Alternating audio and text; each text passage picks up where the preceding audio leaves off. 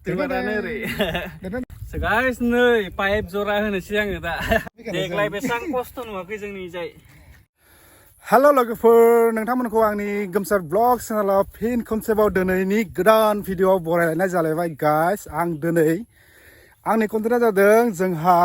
दुब्लियाव खोथिया फोआखैना मैया दाखालिबा अखा हादों बेनिनो दिनै फुंनिफ्रायनो दै सारगासिनो दं मेसिनजों हन्डा मेसिनजों दैया बुंदोंना बुङा खोथिया थिलिया बेखौ आङो नायनो फैदों आरो लोगोसे जोंहा जेसेबां हा दं बेखौ खारायलांखानोसै गाइस नायलांबाय थादो दिनैनि आंनि गोदान भिडिअखौ नङा होमबा गाइस खामानि गैया दामानि गैया ओंखामखौ गेब जालायबाय एबार गय खान्दैसो जानोसै ज्रामनो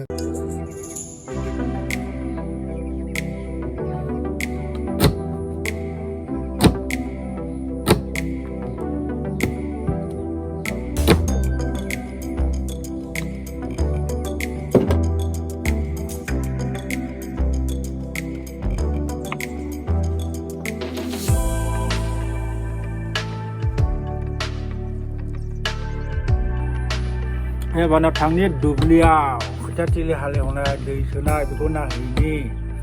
दायो आङो न'निफ्राय ओंखारबाय 12 बाजिनि ओंखाम जानानै नै बेबायदि गाइस सिथ्लाया हाब्रु गोजा दुब्लियाव थांनो ओंखारदों आङो दै सारदोंमोन खोथिया फोनो होननानै दा बेखौ आरो नायहैनि खोथिया थिलियाव दैया बुंदोंना बुङाखै बेखौ नायहैनि आरो बाइकआव अबस्था गैया किचेर किचेर दाखालिबो अखा हाबायना खिनो हासुनो जानो लोंनो सम गैया जासिगोन एबार खामानियानो खामानि दुब्लिनि खामानि ना जों गामिनि दुब्लिनि भिउआ नैबायदि नुयो आरो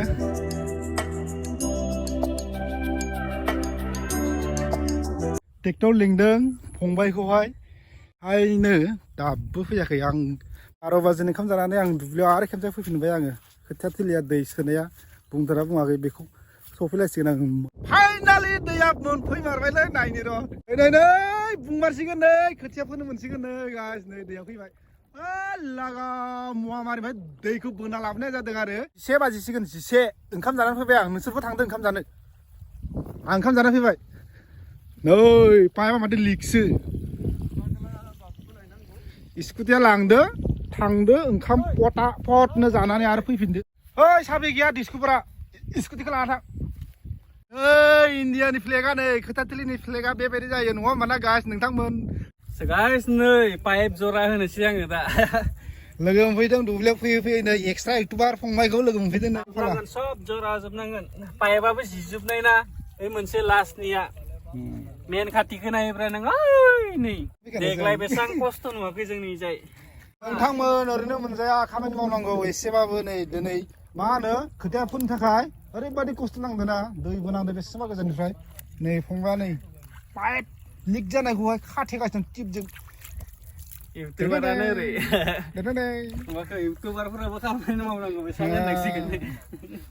सुपार सलिड दब्लाय बेसे जाखो दब्लायसेना दासो गोदान सोदो जोंहा दहायनो बुंखांबाय एबार नोंसानि फाला दब्लायथाम सोगोन बे मोनसे ओमफ्राय बिदिनो पुरा ट्रेक्टर लाबोनानै कमप्लिट खालाम दै लुगासिनो बा काके की सिंबासे लाफु क्या बोलते हैं इसको लाफु ओ मिथुन वाह मिथुना मैखुन नागिरनो फैदों दुब्लि बारियाव बोरै फारथिं नायनो बोरै मैखुनखौ बोरै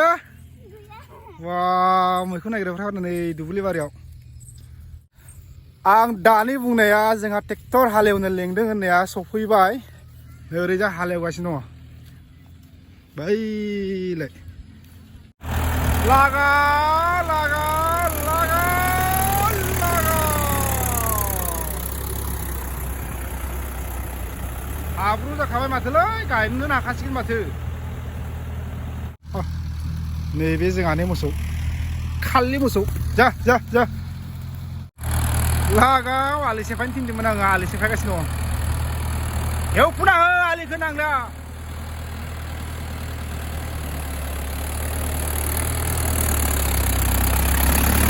मोजांखा बार सिउ सिउ सिउ सिउ बारनाय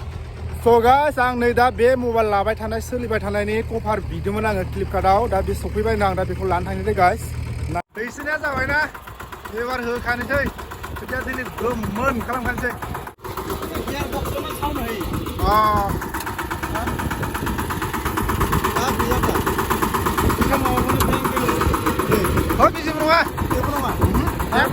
दायो आङो मोनफैबाय फ्लिपकार्टआव बिहरनाय आंनि मबाइलनि कभारा नै बेबायदि डिलिभारि करो जल्दी जल्दी नागिरगासिनो दङ बे जायगायानो जादों जोंनि लांहेन टाउननि मा दुर्गा मन्दिर 904 ओरैबायदि दाम गोसा आइफननि कभार गाइस लगामै आरो यार कभार टू नो निकल गया आज इतना पूरी सिरे जी बेनो गाइस कभार लानो होनना फैगोन होनना बुंनाया आङो बेखौ लागानोसै दा न'खौ बाइक साखावलाबायनो हमदों नुदो दै सारनो फैनानै नै माबायदि मोनदो दै सारनो फैनानै हो बे बै दब्लायसे नैबे दब्लायसे आरो नैबे दब्लायसे दंबावो जोबनो दुब्लि बारिनि नास्ता नै गाइस आनबक्सिं खालामगासिनो दं आं नै ओमफ्राय नैबे मिस्ट्रिया जि बुरजा सिंग्रानि लागायना खाबाय कभार गोदानखौ नङा होमबा ना गाइस भिडिअखौ बारा गोबाव खालामला दै गाइस दै मानो होनबा हेवनाथ' हेवगायनो दं ओमफ्राय नै दा एसे ब्रेकफास्ट खालामनाय आरो जानाय लोंनाय सिंग्राजों आरो मिस्ट्रिसै नङा होमबा ना भिडिअखौ मोजां नुदोंबाथाय बुंनांला आरो ना बाय बाय